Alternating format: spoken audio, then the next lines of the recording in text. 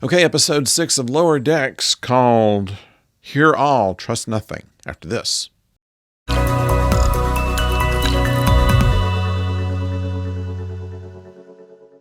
Hello out there, I'm the Oldest Nerd, and today we're talking about Lower Decks. We are dealing with the Karemma. The Karemma is a species that is from the Gamma Quadrant, and so in order to get there, the Cerritos needs to travel to Deep Space Nine. This is the first time in some 23 years that we have had any of the Star Treks have any contact with the former Cardassian station Terok Nor, or the Federation base Deep Space Nine. By this time, which is after the events of the end of Deep Space Nine, we have Major Kira has been promoted to colonel and is the administrator over DS9, and has shown that she has held on to Captain Sisko's baseball.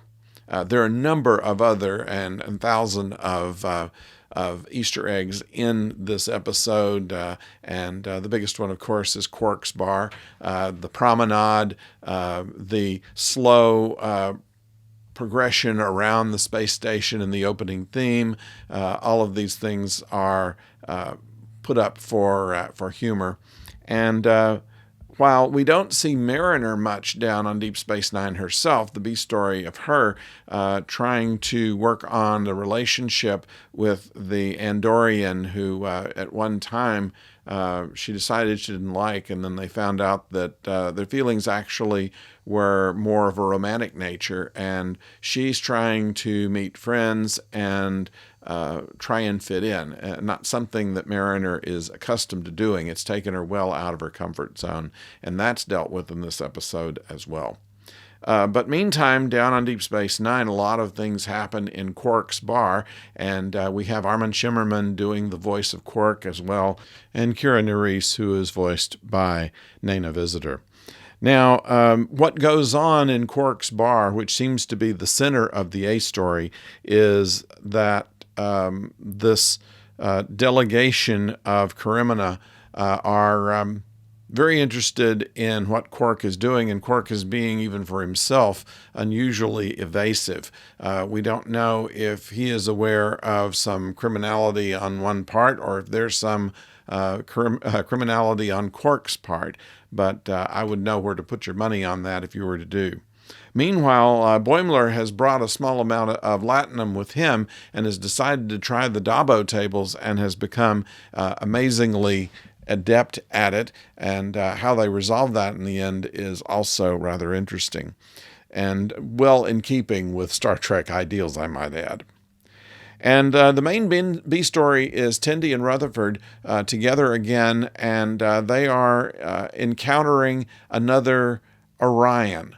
And this is another Orion Starfleet officer, but has not been someone that Tendi really wants to see. She is embarrassed of her family's piracy and the stereotypes that Orions have for all being pirates, and all this guy can talk about is all of his pirating and taking ships and stealing and things like this. And the reveal on that is rather interesting too, when they find themselves trapped aboard the Karemma ship and headed for the wormhole. Who is the person that saves them is not terribly surprising, but just in the manner of which they do it is. So we have a very funny, a very interesting look at Deep Space Nine. They reproduce it in a cartoon manner, very loyally to the of course, the original sets, and we even have Morn sitting at the end of the bar, still not having anything to say, although I believe that Mariner mentioned somewhere in the show that she actually was in a conversation with Morn at one time. But the joke about that, of course, was Morn was based on Norm from Cheers. They just reversed the letters in his name. And instead of being a very talkative fellow, he just sits at the end of the bar and watches and listens, and never had a single line in the entire 90-some-odd episodes that he was in. That is essentially episode 6 of the 3rd season of Lower Decks. I'd like to hear from you.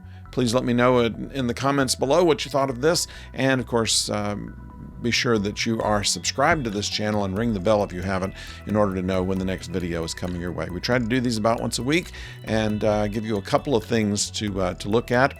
We cover this. We cover whatever the Star Wars series running right now is, which right now is Andor. We're also looking forward to the Doctor Who 60th special, in which we're going to see some old companions and David Tennant in not a past version of the Doctor, but one in which he has a slightly different wardrobe and gets to keep his Scottish accent. We'll have to figure out what's going on there. And we'll also see the beginnings of Ncuti Gatwa, who will be the next main Doctor. So all of that we'll talk about later, but for now, until next time, don't go far.